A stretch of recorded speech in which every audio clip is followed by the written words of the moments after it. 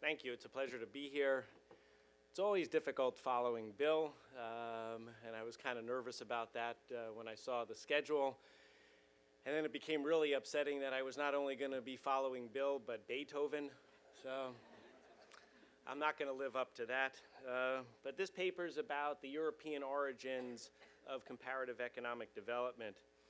So the big question here is a question that has puzzled economists, social scientists, and many other observers for quite a long time. Why are some countries rich and others poor? Why are some countries richer and other countries poor?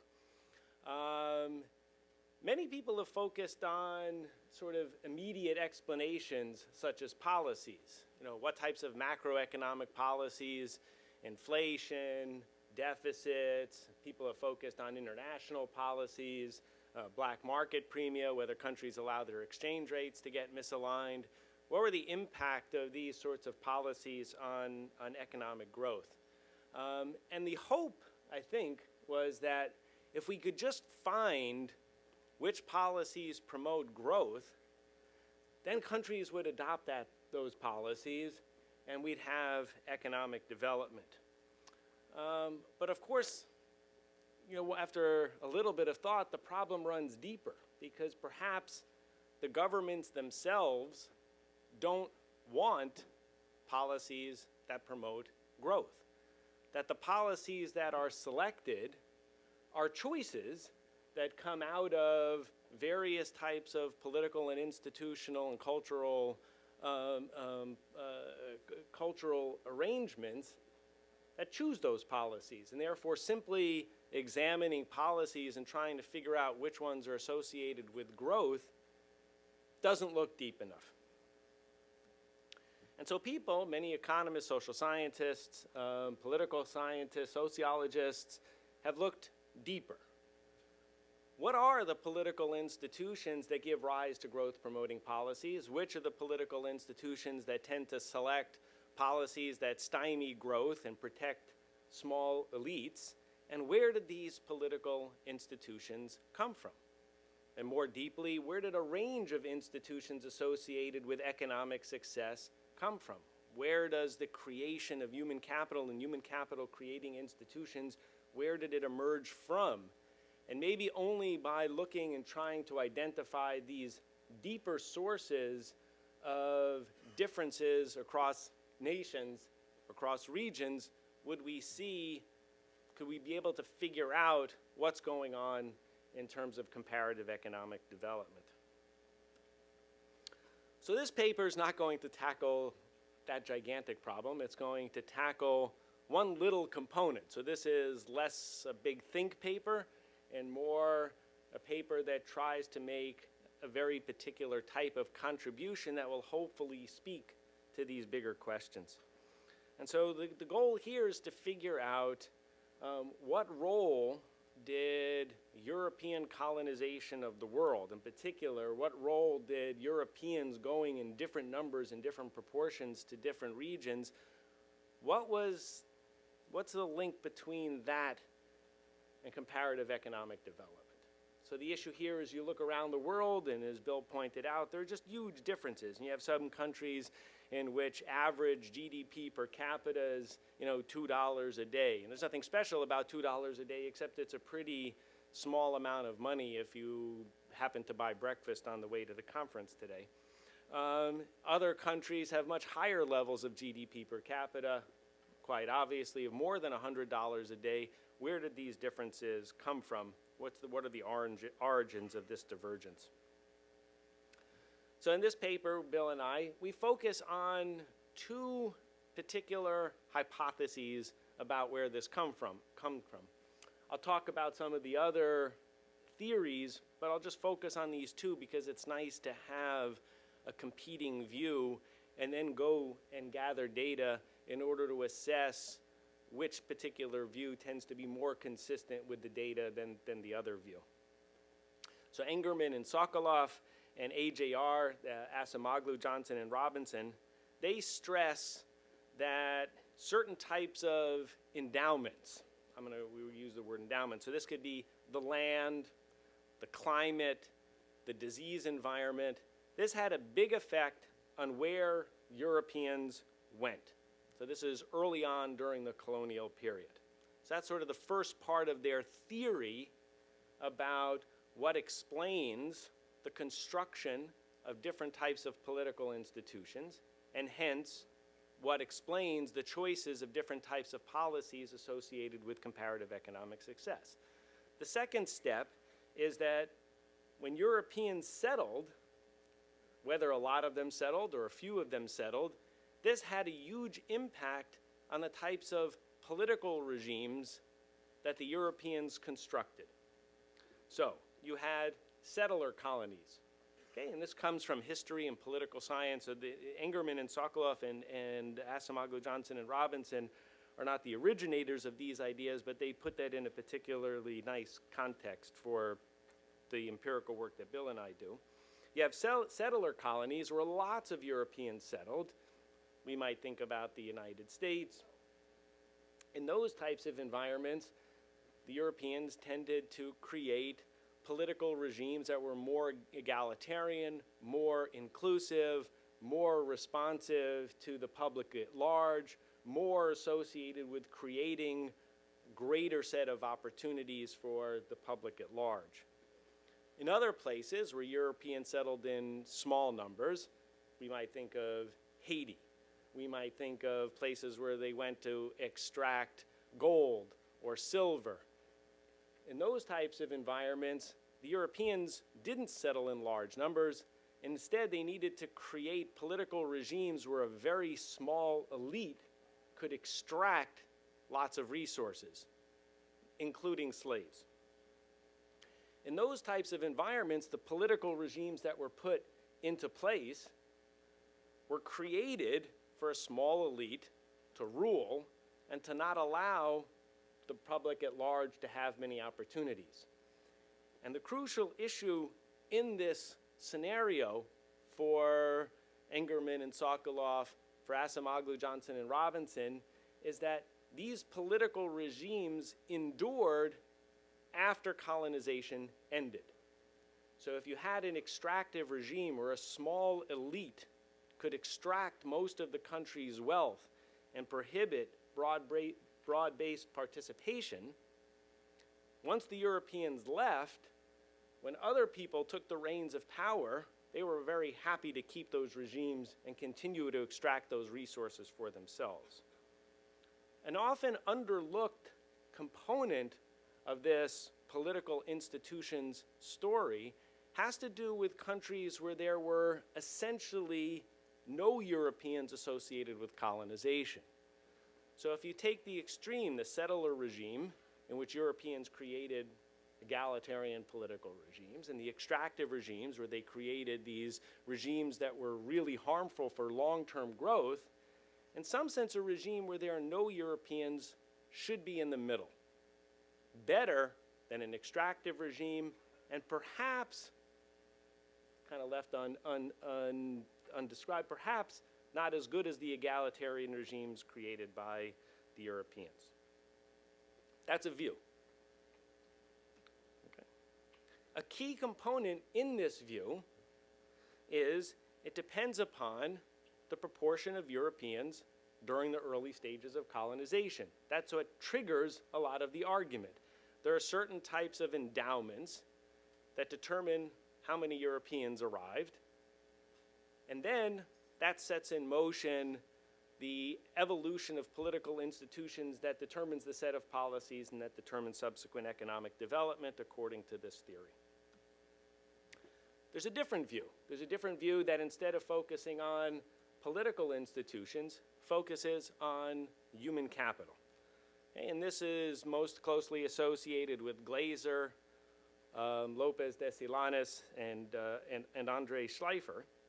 And according to this view, it stresses again that endowments affect where Europeans settled, but rather than focusing on political regimes, this human capital view focuses on the fact that Europeans brought human capital, perhaps technology in the way Bill described it in his presentation, perhaps more broadly, familiarity with markets. For example, sugarcane is very, very useful if you can sell it to a world economy and where you're familiar with shipping. And so Europeans brought this type of human capital, and they brought human capital creating institutions. So according to this view, more Europeans, more human capital, faster dissemination of human capital, faster long-run economic development. Now this gives slightly different predictions. According to this view, no Europeans is really bad. According to this human capital view, the Europeans brought something. There's nothing special about the Europeans per se, but the Europeans brought this human capital. Okay? Extractive regimes, a little bit better because there are some Europeans, but not as good as a settler colony, because then you have lots of Europeans, more human capital, faster dissemination of this human capital to the population at large. Again, this is one particular view. Again, key component is the number of Europeans during this early colonial period.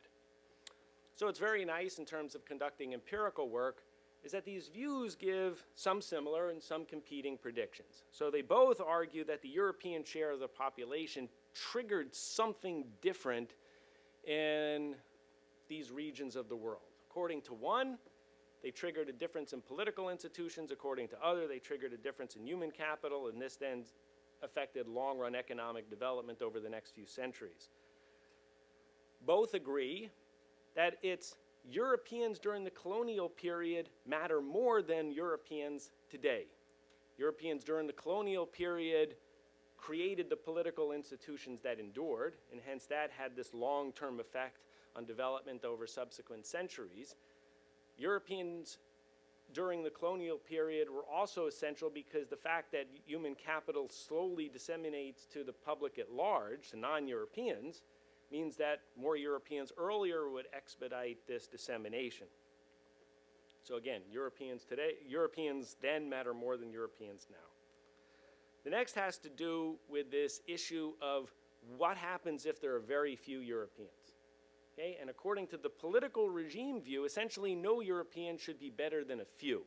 And that's very different with the human capital view, which just stresses more Europeans, more human capital, faster dissemination, more development. Okay, now just to be clear again, as Bill emphasized, we're not talking about welfare arguments. We're talking about output per person within particular regions today. Of course, when Europeans came with diseases and wiped out 95% of the population, enslaved people, oppressed people, and then we look today and we see that there's more GDP per capita, we're not talking about welfare. Okay? The fact that Europeans had all of these negative effects is clear. What we're asking about is something that's not so clear, and that is, did Europeans during this early period then have an impact on subsequent development? Okay, so what does this paper do? Very simply, it conducts the first assessment of these theories by looking at and constructing new data on European share of the population during the early colonial period. And that's all it does. Okay? There are a variety of other theories, which I'm not going to talk about, which also emphasize Europeans during the early stages of colonization. So our assessment is also assessment of the validity of the initial part of their view, which is that Europeans during the early stages of colonization mattered for subsequent development. But there are a variety of theories that give no weight to Europeans at all in explaining comparative economic development. So that's where we're going. Okay, so a little bit on the data construction. Many graduate students over many years since we started this project, very soon after the colonial period, and we've been collecting data ever since then. We're not that old, so that was supposed to be a joke. Okay, so the definition of the early colonial period. Okay, so this is also tough. So we can define it really clearly. It just gets very messy when we actually go to the data. So the definition is sort of 100 years after Europeans first arrived. but 50 years before independence. So we're not looking for one single date across all countries of the world. And then there's also reality, and that we have to go with wherever we can find data from historians, whether we can find atlases, whether we can find censuses, etc. So the definition of the Euro share that we then use is the European share of the population during the early stages of colonization. Okay, it's not based on ethnicity or genetic measures, which some studies have done. It's just based on, were these people European at that particular, they define themselves as European. Did actually the census define them as European? Okay. So that comes from about 46 sources. Here are some titles of some of the books that we got them from, their scholarly articles, their censuses, their et cetera. Wherever we could, we tried very hard to verify this with primary sources, but some of this is ultimately from secondary sources, and there's a data appendix where you can go and find the exact page number and all of these entities where we got the data from. Okay, we did face a big issue that we went back and forth on, and that big issue is, what do you do if there's no measure of the European share of the European share of the population during colonization from any sources that we could find? Okay. Now, according to one view, you could say, well, a lot of the historians that have then gone back and looked at European colonization, many of these historians were of European descent. Clearly, if they were searching around, they wouldn't have omitted Europeans.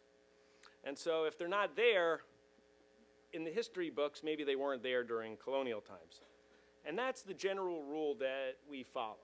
Okay? If we could find nothing, we imposed a 0.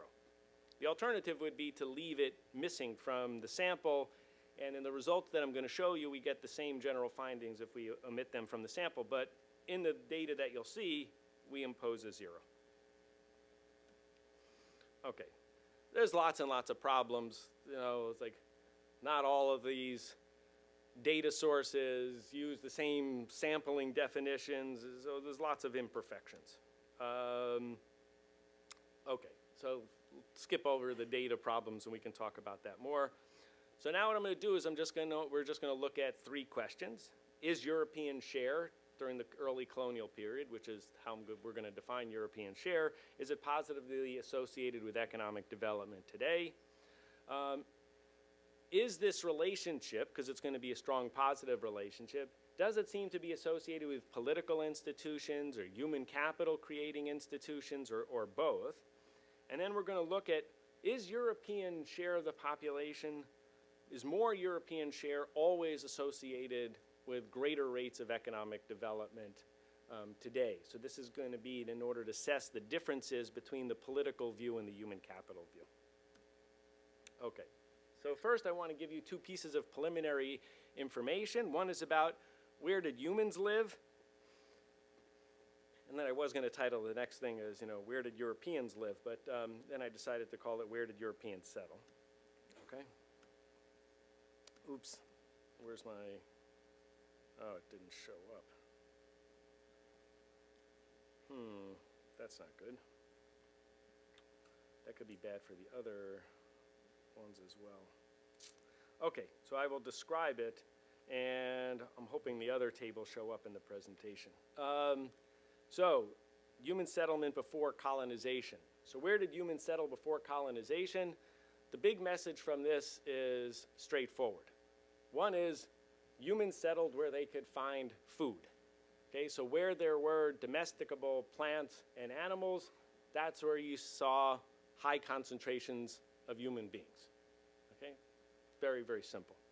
The only other thing that's worth pointing out is that where there were very few humans before European colonization, besides there not being much in the way of food, they oftentimes had very little contact with the Eurasian landmass.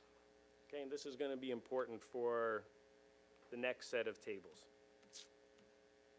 Okay, so that's basically the point here. Okay, so what is the nature of this? So I have to talk about what determined European settlement. Okay, so this isn't going to show up. So European settlement. So humans were where there were lots of food. Then Europeans come to the rest of the world. Where did Europeans go? Europeans went primarily to places based on three criteria. Okay. One is they went where there were not a lot of people. Okay. So if Europeans faced a lot of resistance by the indigenous population, the Europeans didn't like that. They didn't settle there in large numbers. Okay. There's one important minor corollary to this, and that is if the Europeans showed up someplace and there were a reasonable number of indigenous population, and the indigenous population died in large numbers because there were lots of European diseases, then the Europeans would settle there because there wouldn't be much in the way of an indigenous population. Okay, so this big issue is if the Europeans got someplace and the indigenous population was small, or they died off quickly because of European-born diseases, then Europeans tended to settle in large numbers. Big resistance, they didn't settle there. Europeans also tended to settle in places at a similar latitude to Europe, perhaps because it was a very easy way to use the agriculture and other technologies that had developed in Europe in those areas. Okay? Okay, so that's this. Population density in 1500. If the Europeans found high population density, they didn't settle there. Indigenous mortality. If the indigenous population died off, then Europeans settled there. If it was a convenient latitude for Europeans, then Europeans settled there. Where all of these were favorable, you got lots of European settlement. Where all of these were unfavorable, you got very little European settlement, and this works out to look fairly continuous all the way along. Okay. Now I'm hoping that these graphs show up. What is the nature of this relationship? Okay, so if I have this graph, I can tell the rest of the story. Okay. So in this graph, there are two important pieces of information. So first, if you look along the x-axis, the horizontal axis, what you see down at the bottom are numbers that represent the proportion of the population that are European early on in this country's economic development. Okay, so we look as early as we can, so hopefully early on in the colonial period, subject to various data availability. So what you observe, first of all, is that there's a large mass of countries with either zero or an extremely small number of Europeans. Okay, so that's 1/2 of 1%. That's between 0 and 1/2 of 1% is that first column of 69 countries.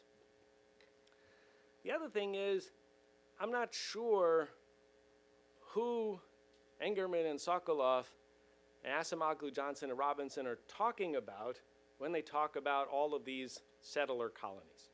So if we go to the very last column, those are countries with greater than 12.5% Europeans early on in the colonial period. And so we're going to define those. There's no particular definition of a settler colony, but 12.5% struck us as a fairly small number. If you think of that as a settler colony, you have a very small number of countries there. Some of them Antigua, some of them Barbados, some of them Dominica, some very small island communities, along with some things that are close to continents, United States and Canada combining, and Australia, which is a continent. And so very few countries around the world that are not small island economies would be classified in this settler mortality. Oh, sorry, would be classified as settler colonies. And then you have a variety of countries in the middle between those two levels. The red line simply plots the median level of GDP per capita today. And what you see is this upward sloping line. And that's really, I'll show you some regressions if the table showed out, but that's really sort of the main story. Okay, and what you see from this red line is that more Europeans during colonization, higher rates of economic development today. Okay. The other thing you see from this red line, and I'll show it in a little bit more rigorously in the next figure, is that this line is always upward sloping. Okay, it's not that when you start out from countries, former colonies with 0 Europeans, that then when you have a few Europeans and you have potentially the creation of extractive regimes, that's associated with a subsequent drop in long-run economic development. Okay? So this graph is much more consistent with a human capital development view, a human capital view, than it is with this political institutions view. Okay? It's not overwhelming evidence, but it's more consistent. Okay? This again uses some econometric techniques to smooth out the relationship. The top figure looks at all of the countries that we have data on. The bottom eliminates all of the countries where we imposed 0, and it eliminates all of the countries that are potentially settler regimes that have 12.5% or more people of European descent. And the point that I want you to get, or the point that I take away from this, is that that line's always upward sloping. Okay, according to the political institutions view, as you go from 0 Europeans during the early stages of colonization to an extractive type of regime, we should see a drop in long-run economic development, and we never observe that over any particular region. More Europeans always seem to be associated with more development. Okay? So these tables are not going to show up. Okay. So I'll talk through these tables. Again and again in these tables, you're going to see one message. Okay? And this message is that Europeans are positively associated with economic development, but the Europeans are positively associated with economic development except when you control for political institutions, and then one can't identify an independent relationship between economic development and early share of Europeans. This is consistent with the argument that European share is very tightly associated with the quality of government, which is very tightly associated with future economic growth. So that piece of evidence is consistent with the political institutions view. The other thing that shows up again and again is that when you have control for human capital, when you control for education, European share is no longer independently associated with future development. So again, the point is that European share is closely linked with human capital accumulation, and therefore you can't find an independent link between European share and subsequent development. It seems to run through human capital story.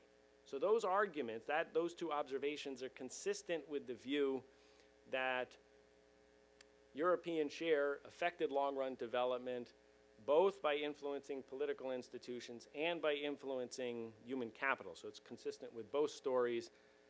It's only this other piece of information that I showed you about this, that European share is always positively associated with development that's more closely linked with the human capital story. Okay. One argument is that perhaps a few neo-Europes drive these results. Perhaps this is driven by the United States or Australia, and that's not the case. We won't see that. Another issue is, does European share account for very much of economic development? So with the regressions that you saw, we can use those in order to figure out how rich each country would be today if there had been no Europeans during colonization. So this is just a back of the envelope calculation. And this is in order to assess what proportion of economic development today is associated with, could be accounted for by European colonization, Europeans moving around the world. And you get really extraordinarily large numbers. So 40% is associated with the role of Europeans in economic development. And this excludes Europe, where there were a lot of Europeans. Okay? Another issue could be, is it really Europeans now? Okay? Perhaps Europeans then were unimportant, but if you had a lot of Europeans then, you have a lot of Europeans now. So perhaps it's something about Europeans per se that is important for all of this. Okay? And this table suggests that maybe we could have a problem, because there is this positive relationship between European share in colonization, which is drawn along the vertical axis, and European share in 2000, which was assembled by Putterman and Weil. It's not a perfect correlation, but there is a positive relationship. And so maybe all of our results are simply driven by the fact that European share during colonization is just a proxy for people of European descent today, because there were waves of European migration in the 20th century, for example. Okay, but this is not going to show up. But the answer to all of this is no, that it's actually Europeans during colonization. When you try to explain economic development today, using both the share of the Europeans during colonization and the share of the population today that are of European descent, what matters is the share of the population in colonization from Europe. Okay? So there's something special about the Europeans coming in this early period that was important for subsequent rates of economic development, not Europeans kind of descent today. And this is consistent with, it's not so much Europeans, it's that Europeans at that point brought certain characteristics, human capital according to one view, political institutions according to another view, that then had these enduring effects on economic development. So if I go back to the predictions and conclusions, European share is very closely associated with economic development, and it's very closely associated with economic development both in terms of the political institutions that were formed and in terms of the human capital that was created. It's also true, and this is consistent with both of the theories, that colonial European settlement is much more strongly associated with current levels of economic development than current levels of the population of European descent. The differing evidence, the evidence that distinguishes between these two pieces of evidence, and that is that European share of the population during colonization, whenever you increase it, whether you start from 0, whether you start from 0.5%, whether you start from 1%, whether you start from 12%, always seems to be associated with a higher level of economic development today, which is more consistent with this human capital view. So it's one thing that you want to conclude with conclusions, but given the nature of the data and how long ago and how all of the things that transpire across a couple of centuries, I think we both view this as more of a piece of work that nudges views in one direction as opposed to sort of leading to firm conclusions. But more Europeans seems to be associated with economic success in a particular region. More Europeans matters a lot more than current, and these results are very consistent with this human capital view. So, thank you. I'm sorry about the technological stuff.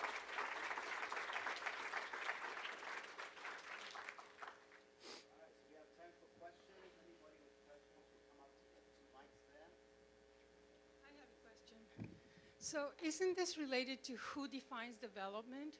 Like by whose standards? Like in societies with large indigenous populations, the inequalities are amazing, and indigenous populations are the poorest throughout the world, right? So if you define development by European standards, the more Europeans at settlement, it makes sense that you would find that you will find more aggregate growth.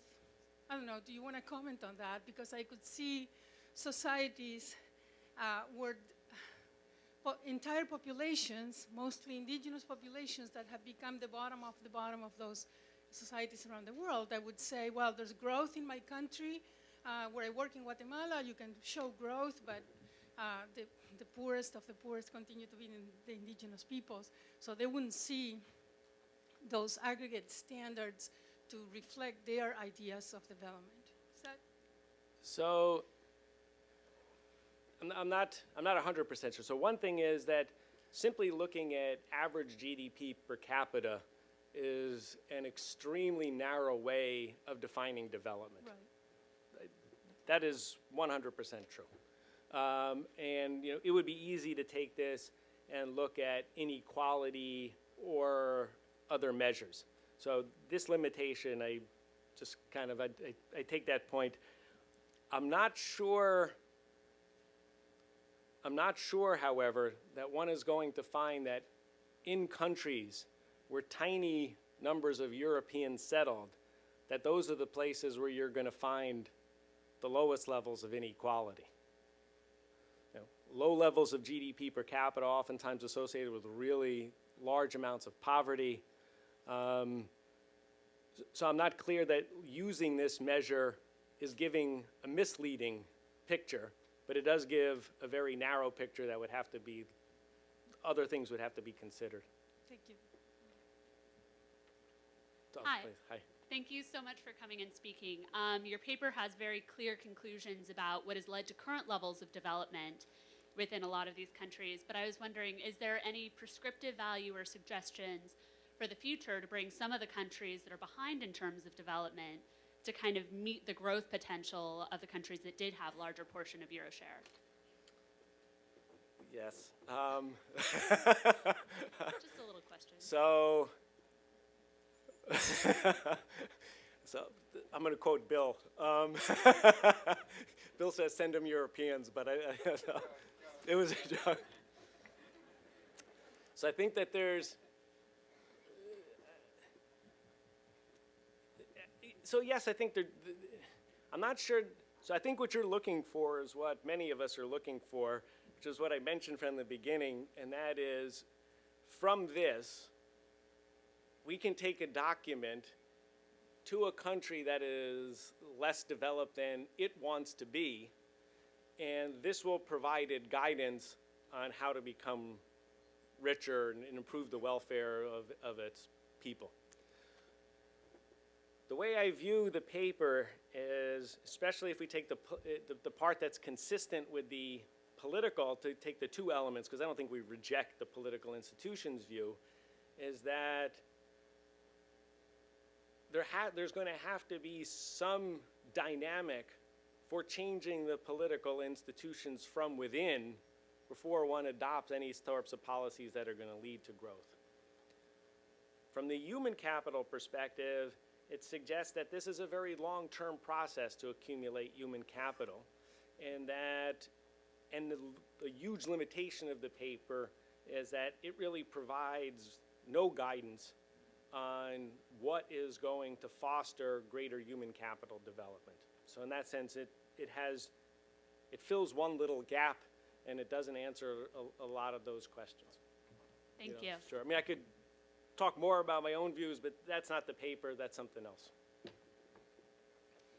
So this kind of follows up with the first question.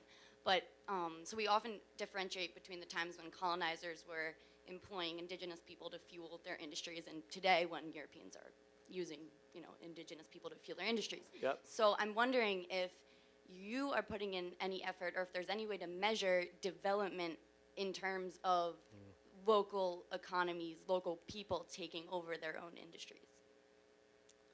Oh. I think the simple answer is I don't know. So this is always difficult. So I was just in Colombia, and at one level, there's something intuitive about wanting means of production to be owned and developed by people within that particular country. At the same time, that intuition, I think, is primarily used to protect a very small elite. And one of the wonderful things about globalization or breaking down those barriers means greater competition and efficiency. And so allowing more foreign entry might have a consequence that, from your question, might be unappealing along some dimensions because it might mean foreign ownership, but it might have the benefits of reducing the stranglehold that a small group have in many countries, and that stranglehold is really used to limit opportunities. Thanks for the presentation. I had a quick question. I just wanted to make a quick remark. We're running late again, so nobody else should come up onto the line. And those of you who are on the line, very brief question, okay? Thank you. I thought he was going to tell me to have a very brief answer. I just had a quick question. Did you by any chance look at what kind of European descent Yeah. the colonizers were from, French, Dutch, or British? Yeah, so, Bill, you tell me if I get this wrong. We started for a while to try to differentiate between whether some Europeans were more associated with greater development than others, and I think we were fairly unsuccessful about that. Both in terms of it was difficult to get numbers differentiating by countries, and then there weren't big differences coming out. Some of that comes about because there's this literature about comparative legal systems. And there we found no evidence that, say, being colonized by the British, which is oftentimes the example Douglas North has argued, we found no evidence that being colonized by the British led to more development than other being colonized by others. Or worse, or that being colonized by the Dutch was worse along those dimensions. The Dutch maybe, but the Spanish, where there was a larger number. Yes. I think we should stop using the word colonized. It's enslaved. The people were enslaved. Africans were enslaved. The indigenous people here were enslaved. So we need to stop using that word because it's a very thin line between the two. And the speaker before was plugging his book. I would like to plug a book. The title of the book is How Europe Underdeveloped Africa by Walter Rodney. And this is something all you students here should read it. Because I have a funny feeling this institution is preparing you to go out in the world, to fine-tune the enslavement of the rest of the world. This is what you're being prepared for. And I don't see any radicalism taking place on these campuses. You come and you listen to these speakers fine-tune their presentation, but you're not thinking. You're not thinking outside the box. You're not looking at the evil that slavery has brought upon the world. It creates a system that you are right now benefiting from that system. I came here today because I thought we were going to be discussing Africa and the underdevelopment of Africa and how we as Africans can take part in the development of Africa. And I'm ashamed to see that we have someone up there as the person who's in charge of this thing. And he's not steering the argument in that direction. I don't understand the kind of language that's being presented here. I know oppression, I know slavery, and I am a victim of the slave trade. And I want us as a people to talk about it because I have a funny feeling pretty soon the word slavery will be expunged from the English language.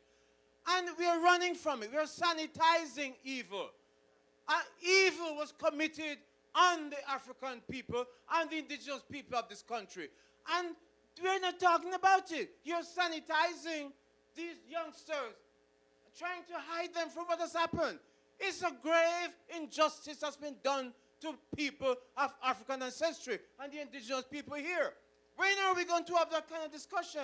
All of what we're doing here is insignificant to what has happened. So I hope the argument can get to where what has happened to the African continent, how the Europeans has really underdeveloped the African continent, and development followed the European, but their own development. One man's development can be another man's underdevelopment. And so that is all we have known as a people, underdevelopment. I don't know how many of you have watched a series that's coming on PBS called Many Rivers to Cross. I would suggest many of you watch it. If you have missed a lot of the chapters, but you can get it, order it, and watch it, and that will show you the brutality and the evil of Europeans and what they have meted out to us. This is why Africans in this country and the world is underdeveloped, and people look at us and wonder why we have not done this and not done that. Look at New York City, all these structures here. It was many of these structures put up by the blood, sweat, and tears of African people. So know your history, know the American history, and don't sit back and don't question. You need to question, you must ask the right questions. Thank you very much. I don't know if you want to say anything. Okay. I don't disagree. All right. He doesn't disagree. Next. I'm not obviously not familiar with the data set overall, but isn't it problematic that for your hypothesis about human capital that Korea, Taiwan, and Japan did not have large European populations and therefore would not presumably have benefited from large inflows of human capital, and that those countries have been largely successful in development? Also, if we're explaining development in terms of human capital inflows from Europe, what does that say about gaps that exist within Europe and that were only very recently much larger than they are today? So one,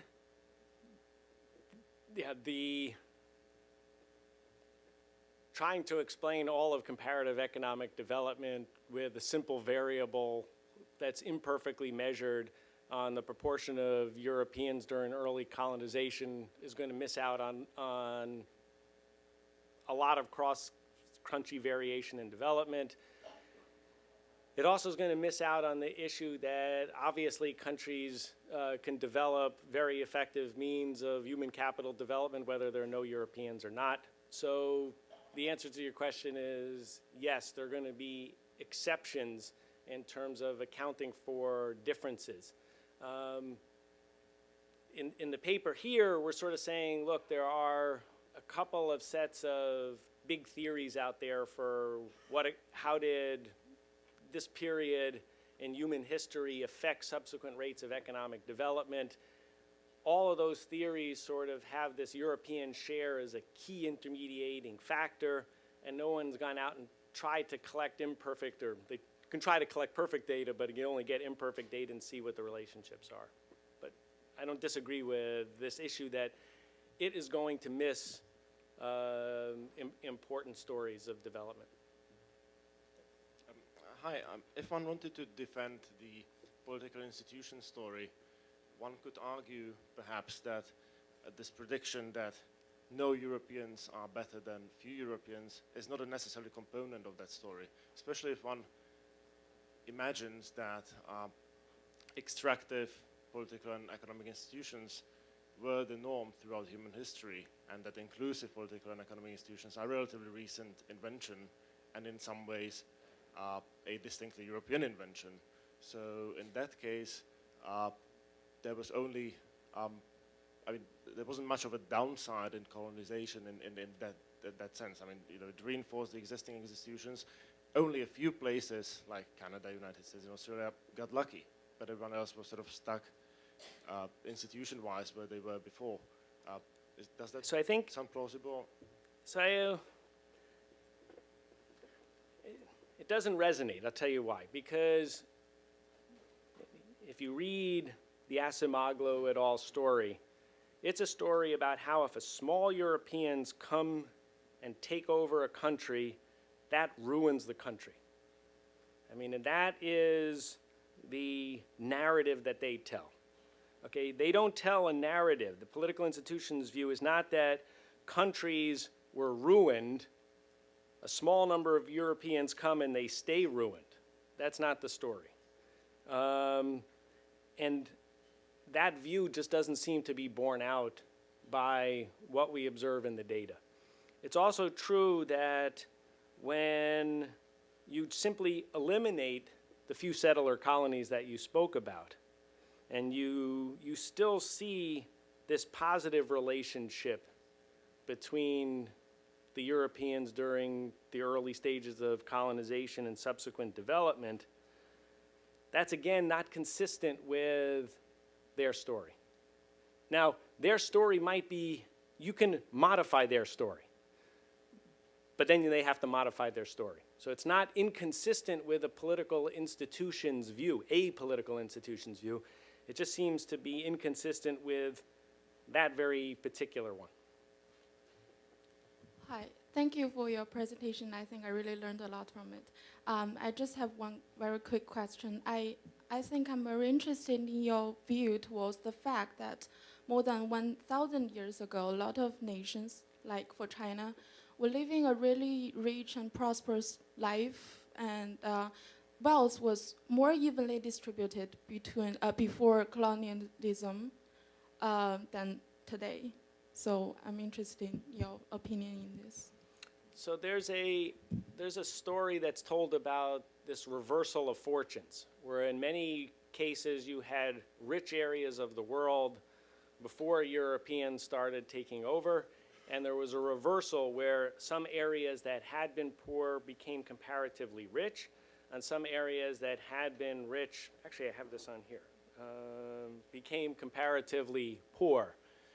And the argument there is that in areas that had been comparatively rich, you can think of comparatively rich as that there was a dense population, because comparatively rich meant that there was lots of food sources, and so you could have a large concentrated population.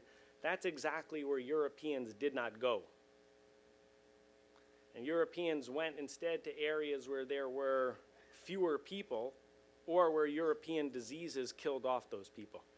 And if you believe that this European capital that they brought, human capital, was most conducive to subsequent economic development in a world dominated by Europe, that would account for that reversal.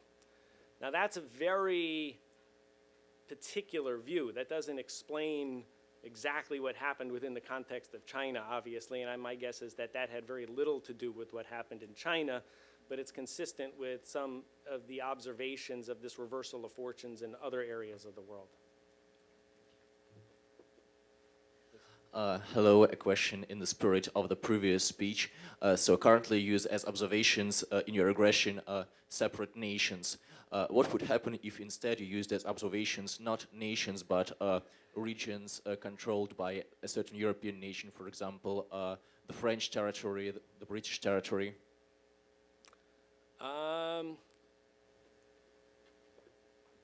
So I did it just by region. I'm sure I would, number of observations would shrink and I'd have insignificant T statistics, but more to the point, so we don't find, I mean, one of the interesting things is that we don't find differences when we simply classify who took over the area in terms of whether it was British, or French, or the Spanish. So I don't think that will be the essential issue.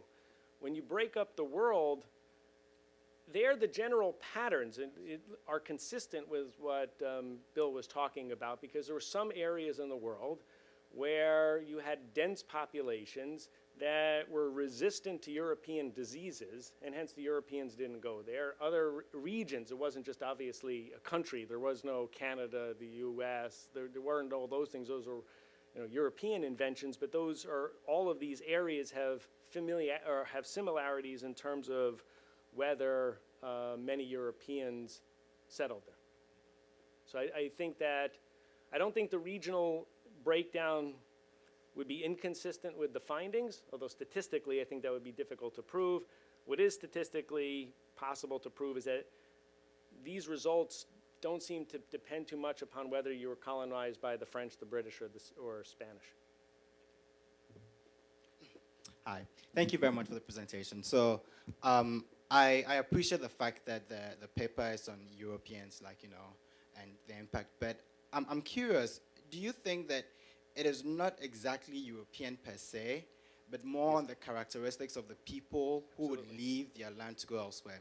So basically, if we were to reverse that and let's say, Africa happens to be the dominant part, then or Asia happens to be the dominant part, or even within countries, if you have certain people migrate certain areas and concentrate there, is it possible that that's more the factor than just European? Yeah, absolutely. So one that's a great research project, is to look at those types of flows within a country or around a region. What we conclude, again, is very much that it wasn't Europeans per se, because when you look at people of European descent now, that's not associated with economic success. The issue is that, I mean, if you view the world during this period as one completely dominated by Europe, okay, then the human capital that we're talking about could also be familiarity with where there are markets. Where can you ship things to, okay? And so if we define what then happens over an enduring period of time, that type of human capital that disseminates can be associated with economic success defined within that particular historical context. So that suggests that it's not Europeans per se. It's that at that point, Europeans had a particular skill. When more of them came to an area, that skill disseminated, and given the context of the global economy at that point, this is associated with subsequent success. Looking at it, the theory of this human capital might be valid even though in a particular country or in a particular region now it has absolutely nothing to do with Europeans, and it has to do with other types, with whoever happens to have the particular skills associated with economic success in that region or time. Good. Thank you very much.